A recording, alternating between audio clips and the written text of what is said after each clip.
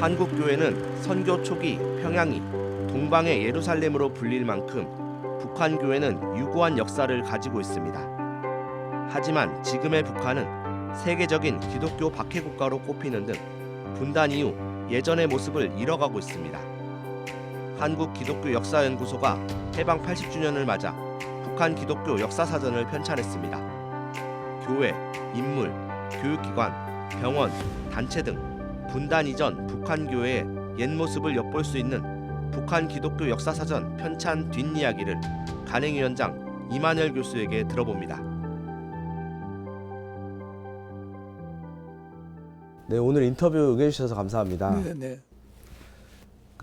한국기독교역사연구소가 광복 80주년을 맞아서 북한 기독교 역사사전을 출간했다고 들었습니다. 네. 그 사전을 만드시는 과정이 어땠는지 좀 궁금합니다. 북한 기독교 역사에 대해서 우리가 더 미룰 수가 없다. 살아있는 사람들이 좀 있을 적에 이거 좀 정리하자 해가지고 2015년에 처음 시작을 했습니다. 그리고 사전을 위해서는 여러 문헌들이 필요하는데 문헌들은 우리가 찾지만은 문헌 외에 그러니까 경험을 얘기해 줄 사람들 이분들이 지금 다 돌아가시고 있는데 그러기 전에 우리가 시작했으면 좋겠다 하다가 먼저 우리가 손댈 게 있다. 그건 뭐냐 하면 우리나라에 온 해외 선교사들의 열전이라 할까? 이걸 우리가 먼저 해야 된다. 이건 복음을 받은 사람들로서 그들에게 빚을 갚는 그런 심정으로 먼저 한국에 온 선교사들의 사전을 만들자 해가지고 그것 때문에 한 2, 3년 정도 조금 늦어졌습니다.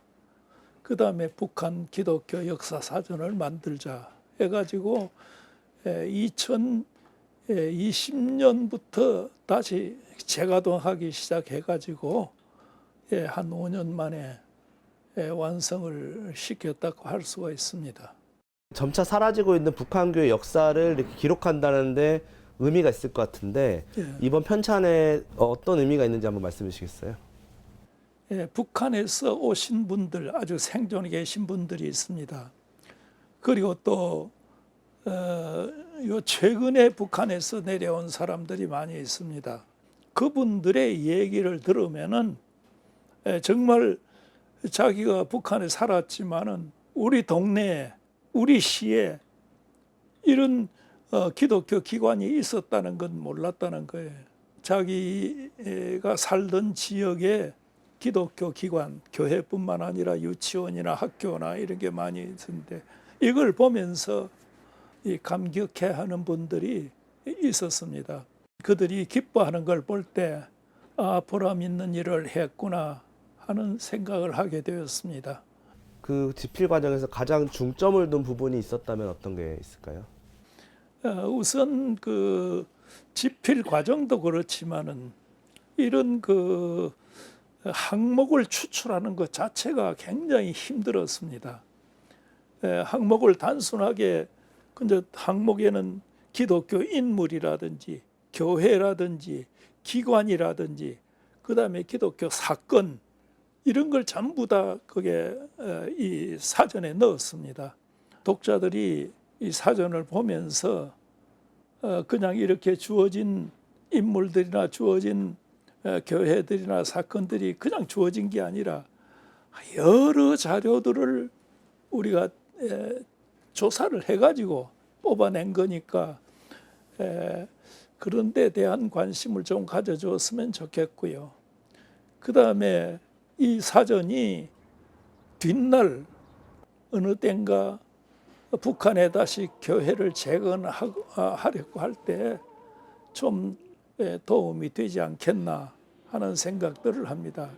앞으로 이 사전이 좀 더 보급되면은 아마도 그 지역의 기독교적인 인물이나 또 그 지역에서 교회가 또는 기독교 인물들이 그 끼친 공헌 같은 것도 더 자세히 공부를 하게 되지 않을까 하는 생각도 하게 됩니다. 네. 그 북한은 이제 국제적으로 봤을 때 대표적인 기독교 탄압 국가잖아요. 네, 그리고 지금 기독교인이라는 사실이 발각되면 뭐 사상 교육을 받는다든지 심한 탄압이 있는 것으로 알려져 있는데 이 사전을 그 만드시면서 북한에 있는 교회, 특히 이제 지하 교회의 어떤 현실은 어떻게 평가했는지 궁금하거든요. 이런 사실이 북한 지역에 이렇게 있었다 하는 것을 우리가 증언하는 것이 이 사전의 일차적인 목적이기 때문에 뒷날 이 사전을 보고 어떻게 활용할 것인가 하는 것은 저희가 처음부터 의도한 것은 아니다라고 말할 수 있습니다. 그게 어떻게 존재했느냐 하는 것을 얘기하는 것이 역사가의 일차적인 사명입니다. 이미 해방 80년 지금 교회가 다 지금 없어져 가고 기독교 인물이 다 잊혀져 가고 있는데 그거라도 복원시켜 놨자 하는 일차적인 그 생각을 갖고 있었습니다. 북한에 있는 분들도 이곳에 옛날에 교회가 있었고 옛날에 이런 인물이 있었고 이런 사건이 있었다 하는 것을 알게 되면은 뒷날 어느 때인가는 모르지만은 기독교 전파라든지 기독교적인 가치관을 일으키는데 그 도움이 되지 않겠나 하는 생각도 하게 됩니다. 북한에 억류된 선교사들의 이야기가 있더라고요. 어떻게 보면은 이제 민감한 내용일 수도 있고 현재 진행되고 있는 사건일 수도 있는데 이걸 다루게 된 과정이 궁금하거든요. 예, 이 역사 평가도 그렇고 그다음에 역사를 쓸 적에 어떤 의도나 목적을 가지고 그리 하다가는 그게 난처할 때가 많이 있습니다. 그렇기 때문에 일차적으로는 그런 교회나 인물이나 사건이 어떻게 존재하고 있었느냐 하는 것을 말하는 것, 증언하는 것, 거기에 일차적인 그걸 두었습니다. 그래서 그걸 읽는 사람들이 이런 게 있었구나. 기회가 되면은 이런 교회를 다시 재건해야 되겠다. 또는 이런 사람들을 좀 더 선양을 시켜야 되겠다. 우리 고장에 이런 인물이 있었다. 이런 것을 자기들이 그 의식을 정화시키는 데뿐만 아니라 뒷날 기회가 되면은 남쪽에서든 북쪽에서든 그런 인물과 교회를 위한 새로운 일을 할 수 있지 않겠나 하는 생각도 저희로서는 하고 있는 거죠. 그러나 그걸 목적으로 해서 뭘 좀 북끝을 이렇게 놀린다든지 하는 건 아닙니다. 미처 담지 못한 게 혹시 있으신지 예. 또 앞으로 남은 과제가 있다면 어떤 게 있을지 좀 말씀해 주시겠어요? 예, 북한 기독교 역사 사전에서 우리가 생각하기에 이건 좀 들어갔으면 됐는데 안 들어간 거 있을 겁니다. 예를 들면 서북 청년단 같은 거, 그 문제는 우리 편집진에서 오랫동안 여러 번 토론을 했습니다. 그래서 이게 민감한 문제가 돼서 그때 결론은 우선 서북 청년단에 소속된 사람들이 모두 기독교인들이 아니다. 기독교인 아닌 사람들도 기독교에 어떤 그걸 쓰고 들어와서 활동을 했기 때문에 이 기독교와 꼭 관련을 시켜야 될 문제냐. 또 하나는 서북 청년단에 대한 비난과 비판이 지금 굉장히 많은데 이게 아직까지 정확한 거냐, 사료에 의해서 얘기된 거냐, 여기에 대해서 아직까지 사전 집필자들도 확실한 그 공감대라 할까 이걸 갖지 못했기 때문에 일단은 그런 거 넣지 않겠다. 그래서 아마 읽어보시면은 그렇게 많지는 않을 겁니다만은 현재 우리가 알고 있는 그런 부분이 어떤 시대적인 민감성 때문에 빠져 있는 경우도 있을지 모르겠습니다. 그 평양은 한때 한국의 그 동방의 예루살렘이라고 불릴 정도로 네. 굉장히 풍부한 그 기독교 역사를 가지고 있는데 지금은 이제 단절된 시기가 지나면서 많이 사라져가고 있잖아요. 한국 교회가 북한 교회를 재건할 수 있는 기회가 생길 수 있을 것 같은데 그때 이 사전이 어떤 역할을 하길 기대하시는지 궁금합니다. 어느 시기에 그다음에 어느 곳에 이런 교회와 이런 기독교 기관과 또 이런 기독교 인물들이 있었다는 사실을 알아둔다는 것은 굉장히 큰 도움이 될 것 같다. 그 오늘의 그런 평양을 형성하는데도 그분들의 영향이 있지 않았겠느냐 하는 생각도 경우에 따라서는 하게 될 것이라고 생각합니다. 그러나 지금 북한의 실정으로 보면은 어느 지역에 어떤 교회가 어떤 기독교 기관이 기독교 인물이 있었다는 것을 거의 모르는 상태니까 이 사전이 굉장한 도움이 될 것이다라고 생각할 수가 있습니다. 지금 그 한국 교회가 굉장히 우경화됐다는 평가를 받거든요. 네. 내란 사태 이후에 이에 대해서 이제 그 교회의 사회적 신뢰도가 굉장히 추락했다고 이렇게 보여지거든요. 그런 면에서 이제 이런 극단주의적인 행태를 어떻게 평가하시는지 좀 궁금합니다.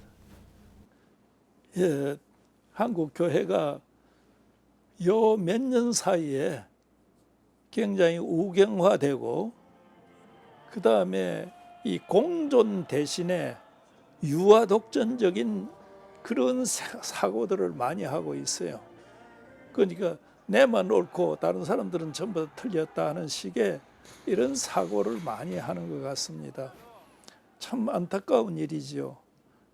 한국 교회가 공존하는 지혜라 할까 이런 것을 좀 배워야 될 것 같는데 공존하면서 기독교적 가치를 어떻게 선양하고 기독교적 가치를 통해서 우리 사회를 좀 더 참 나은 그런 걸로 만들어 가야 할 것인가 하는 그런 생각을 좀 했으면 좋겠는데 유아 독전적인 그런 생각을 갖고 그러면서 다른 사람들과의 공존보다는 자기 사고를 고집한다든지 하는 그런 사태를 좀 많이 보게 됩니다. 결국 예수님은 십자가에 당신이 달림으로써 오히려 사랑의 실천이라 할까 이런 것을 했는데 그 한국 사회가 이제 그 진보와 보수 갈등이 좁혀지기보다는 갈수록 더 심해지고 있는 것 같아요. 그래서 이제 그 다음 세대한테 이런 유산을 남겨주면 안 될 텐데 어떤 화해나 용서를 통해서 이걸 극복할 수 있는 어떤 방안이 뭐가 있을지 좀 궁금하거든요. 저는 뭐 특별한 방안은 알 수가 뭐 얘기하기가 그렇고 단지 기독교의 본질에 좀 더 충실했으면 좋겠다.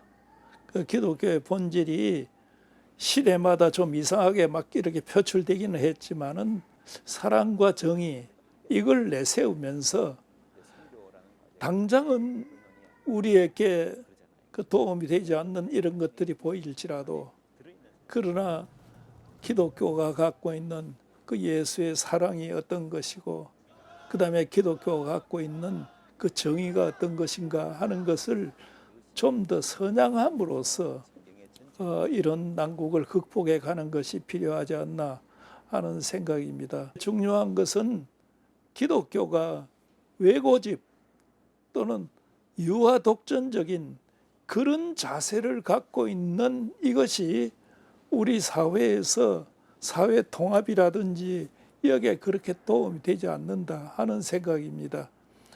기독교가 오히려 사랑과 자비를 가지고 양보하고 그 다음에 자비를 베푸는 그런 일에 더 앞장서야 되는데 오히려 극단적인 그 가치관을 이렇게 좀 그 하는 데 대해서는 기독 신자의 한 사람으로서 안타까울 때가 많이 있습니다.